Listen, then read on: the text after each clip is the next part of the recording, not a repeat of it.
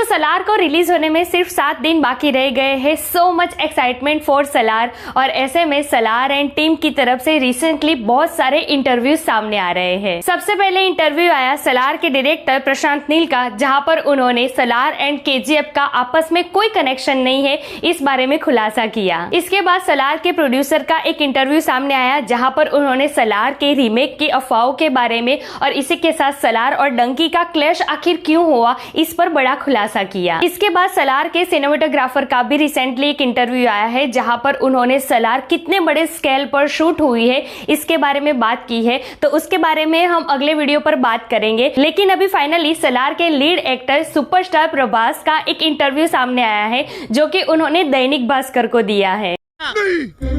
मैं नहीं मानता। इस इंटरव्यू में उनको काफी सारे सवाल पूछे गए हैं और सब सवालों का उन्होंने बहुत ही क्लियरली आंसर दिया है। सलार के कैरेक्टर्स के आपस में इमोशंस कैसे होंगे, सलार में किस तरीके की वायलेंस दिखाई जाएगी, इससे लेकर सलार में किस तरीके का कैरेक्टर होगा उनका, और इसी के साथ इस कैरेक्टर के लिए उन्होंने कितनी मेहनत की है, इन सब के बारे में उन्होंने खुलकर जवाब दिया है। तो क्या कहा है इस इंटरव्यू में सुपरस्टार प्रभास ने, let's check it out. Please I kindly request.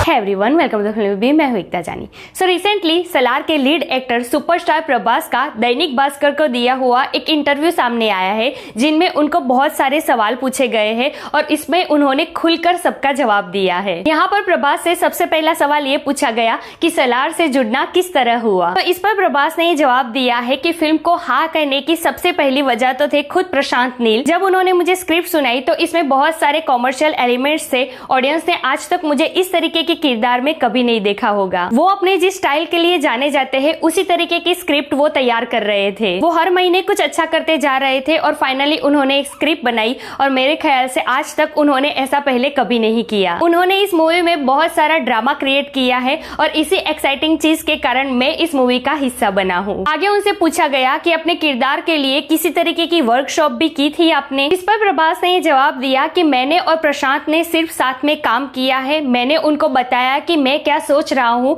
और उन्होंने मुझे बताया कि क्या करना है। मैंने उन्हें कुछ बॉडी लैंग्वेज दिखाई जो मुझे लगा कि फिल्म के लिए सही है। इनमें से उन्हें कुछ पार्ट्स अच्छे भी लगे। किसी भी जरूरी सीन से पहले हम दोनों बातचीत करते थे और वो मुझे बताते थे कि मैं इस तरीके से किरदार को देख रहा हूँ। तो ये कहा जा सकता है कि हम बहुत ही आराम, मस्ती और बातचीत के साथ एक साथ वर्कशॉप करते थे। तीसरा सवाल प्रभास से पूछा गया कि प्रशांत नील के साथ काम करने का आपका अनुभव कैसा रहा। तो इस पर प्रभास ने जवाब दिया कि मेरे 21 साल की लाइफ में ये बेस्ट डायरेक्टर थे और मैं इस चीज के लिए बेसब्र था कि वो मुझे कब शूट पर बुलाते हैं। सेट पर जाने और परफॉर्मेंस करने से ज्यादा मुझे प्रशांत नील के साथ टाइम बिताना अच्छा लगता था। ये पहली चीज मेरे मन में थी और पिछले 21 साल में मैंने ऐसा कभी महसूस नहीं किया था। ये चीज मैंने 6 महीने के लंबे समय तक महसूस की और मेरे ख्याल से 1 महीने में ही हम बेहद करीब आ गए। आगे प्रभास से पूछा गया कि आपके किरदार के शूटिंग में कितना समय लगा। इस पर प्रभास ने जवाब दिया कि प्रशांत एक हीरो डायरेक्टर है। जैसे मैंने कहा कि मैं इस टाइम पर आऊंगा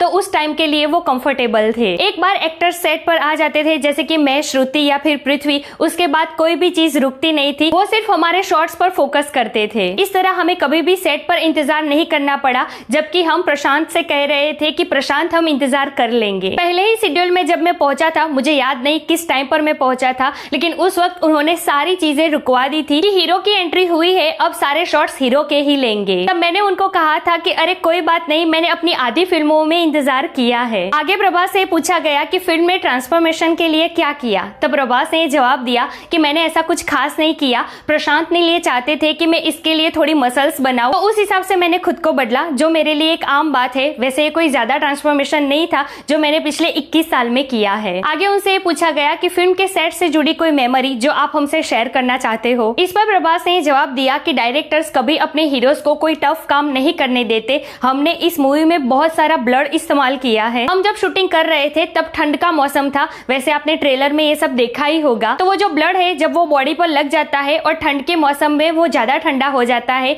तो ये इस फिल्म में सबसे टफ पार्ट था मेरे लिए। उसके बाद एक लास्ट सवाल पूछा गया प्रभास से कि फिल्मों में जो ये डायलॉग्स दिखाए जाते हैं, आपको क्या लगता है ऑडियंस कितनी मैच्योर है इन सब के लिए। इस पर बहुत ही इंटरेस्टिंग जवाब दिया प्रभास ने। उन्होंने कहा कि बाहुबली सबसे बड़ी वायलेंस मूवी मूवी है जिसमें मैंने 100 लोगों को मारा है और बच्चों द्वारा इसको सबसे ज्यादा पसंद किया गया था। अगर फिल्म में अच्छी तरीके से इमोशंस नहीं दिखाए जाएंगे तो वो सही नहीं लगेगा। अगर आप इमोशंस को सही तरीके से लेते हैं तो वो ही सही होगा। अगर आपने वॉर लिखा है तो आपको वैसा ही करना होगा। सलार भी एक ऐसी मूवी है जिसका एक अर्थ है। आपको फिल्म देखते हुए एक शॉट में भी ऐसा नहीं लगेगा कि इसमें वायलेंस है। इसमें इमोशंस के अलावा और कुछ भी नहीं है। जैसे कि बाहुबली को ही ले लीजिए आप, इसे बदले के लिए बनाया गया था जिसको बदला नहीं जा सकता। तो ये कुछ सवाल थे जो प्रभास से पूछे गए इंटरव्यू में और जिसका खुलकर जवाब दिया है प्रभास ने। और इस इंटरव्यू से और इसमें प्रभास के जवाब से काफी कुछ क्लियर हो जाता है सलार के बारे में और सलार में प्रभास के कैरेक्टर के बारे में। वैसे एक और इंटरव्यू भी होने वाला है सलार एंड टीम का द ग्रेट एसएस राजामौली के साथ, जिसके काफी चर्चे हैं अभी, जो कि लग रहा है कि 99% चांसेस है कि कल या परसों ये इंटरव्यू आ जाए जिसको अलग अलग लैंग्वेज में रिवील किया जाएगा। सो यार दैट्स इट टुडेज वीडियो। वैसे कौन सा पार्ट अच्छा लगा आपको इस इंटरव्यू का और इसमें कौन सा जवाब अच्छा लगा प्रभास का,